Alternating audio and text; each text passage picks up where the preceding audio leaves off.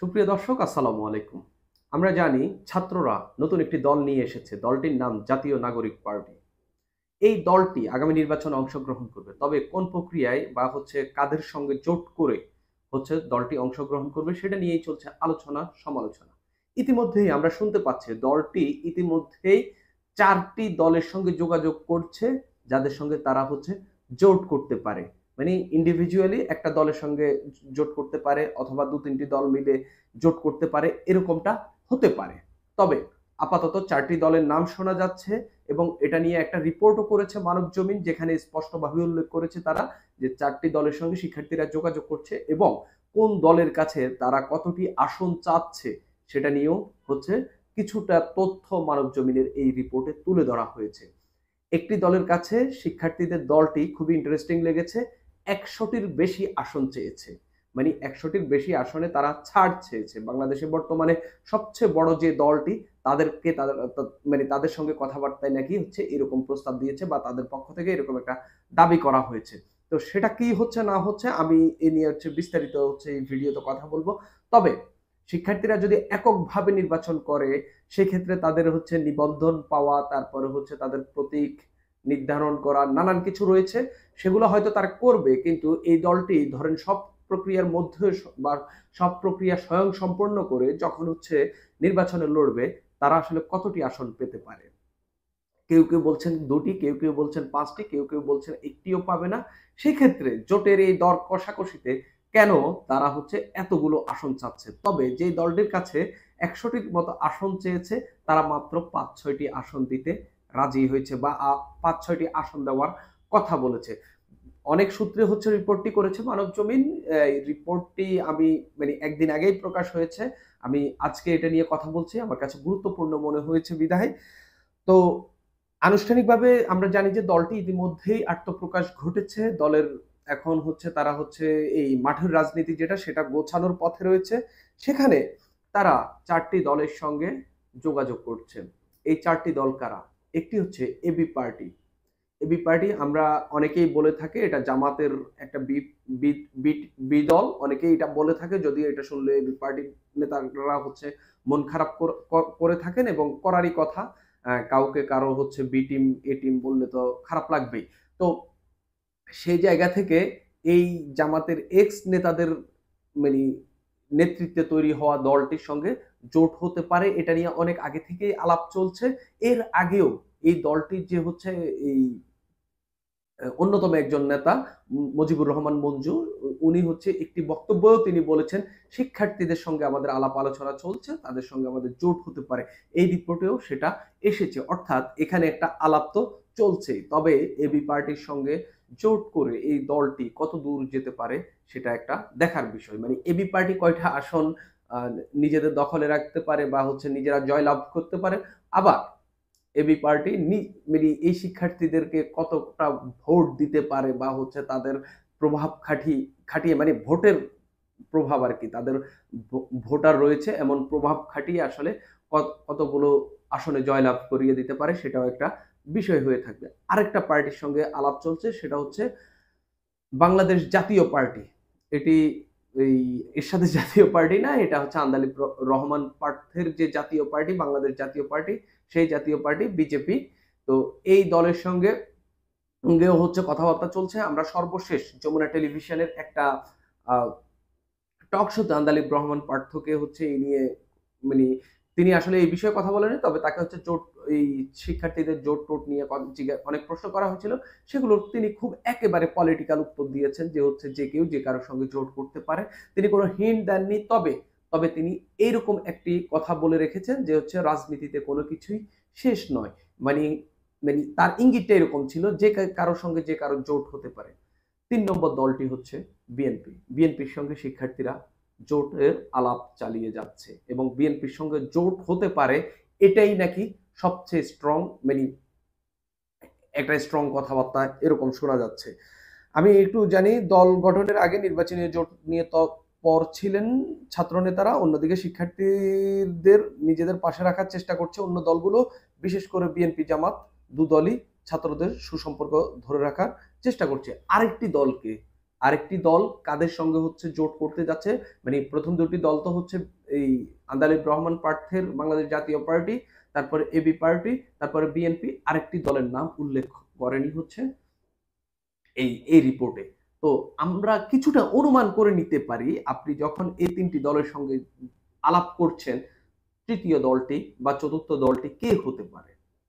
তবে এই রিপোর্টে কিছু জিনিস উল্লেখ রয়েছে যে মানে অনেকে জামাতের কথা ধারণা করলেও আমি নিজেও জামাতের কথা ধারণা করছি, কারণ শিক্ষার্থীদের এই দলে জামাতের বা হচ্ছে এক্স শিবির নেতাদের একটা প্রভাব রয়েছে।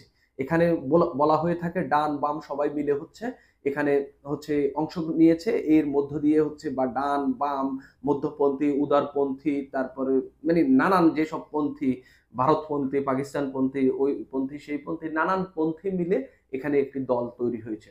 তবে এই দলের একটি অংশ চায় না যে হচ্ছে তারা জামাতের সঙ্গে জোট করুক, আবার একটি অংশ চায় জামাতের সঙ্গে জোট করুক। তো এই ক্ষেত্রে হয়তো জামাতের নামটি উল্লেখ করা হয়নি, কিন্তু আমার কাছে মনে হচ্ছে শিক্ষার্থীরা জামাতের সঙ্গেও আলাপ আলোচনা চালিয়ে যাচ্ছে জোটের বিষয়ে। তবে বিএনপি ছাড়া অন্য যে কোনো দলের সঙ্গে জোট করলে আসলে নির্বাচনে কতটা আসন ভাগিয়ে নিতে পারে এটা একটা বড় আলোচনার বিষয় হয়ে থাকছে। তো এই রিপোর্টেই মানবজমিন একটি সূত্র জানিয়েছে যে এনসিপি মানে জাতীয় নাগরিক পার্টি বা এই ন্যাশনাল সিটিজেন্স পার্টি যেটা বিএনপির সঙ্গে রাজনৈতিক ও নির্বাচনী বোঝাপড়ায় যেতে পারে, এর প্রাথমিক আলোচনাও হয়েছে। তখন তারা দলটির কাছে শতাধিক আসন চেয়েছিল। মানে খুবই ইন্টারেস্টিং, তারা শতাধিক আসন চেয়েছে, মানে অন্তত 100-র বেশি আসনে তাদেরকে যেন ছাড় দেওয়া হয়, অর্থাৎ সেখানে বিএনপি যেন প্রার্থী না দেয়, তাদের প্রার্থী আসবে এবং সেখানে তারা জয়লাভ করে আসতে চায়।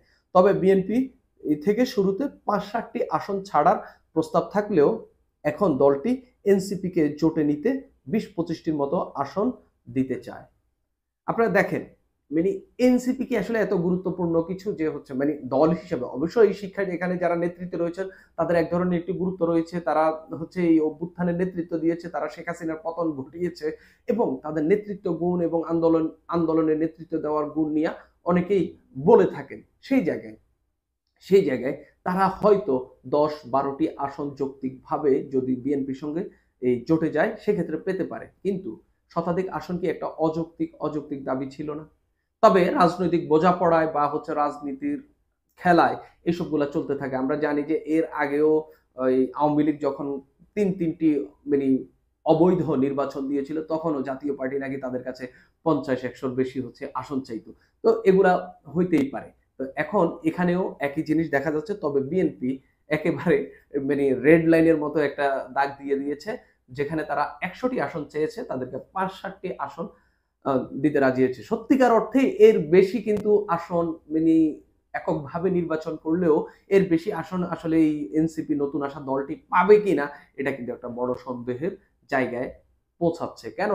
কেননা বাংলাদেশের মানুষ হচ্ছে ওই গতানুগতিক রাজনৈতিক বা হচ্ছে এই নৌকা ধানের শীষের বাইরে যে ভোট দেওয়ার প্রবণতা মানুষের যে কম, এবং নতুন করে আপনি এই যে সরকার চালানোর মতো ক্যালিবার দেখিয়ে বা হচ্ছে আপনি যে সরকার চালাতে সক্ষম সেটা দেখানোর আগ পর্যন্ত মানুষ কি আপনাকে ভোট দেবে কিনা সেটাও একটা বড় প্রশ্ন। তবে শিক্ষার্থীদের দর কষাকষি চলছে এখন পর্যন্ত, তারা হচ্ছে নানান দলের সঙ্গে হচ্ছে যোগাযোগ করছে।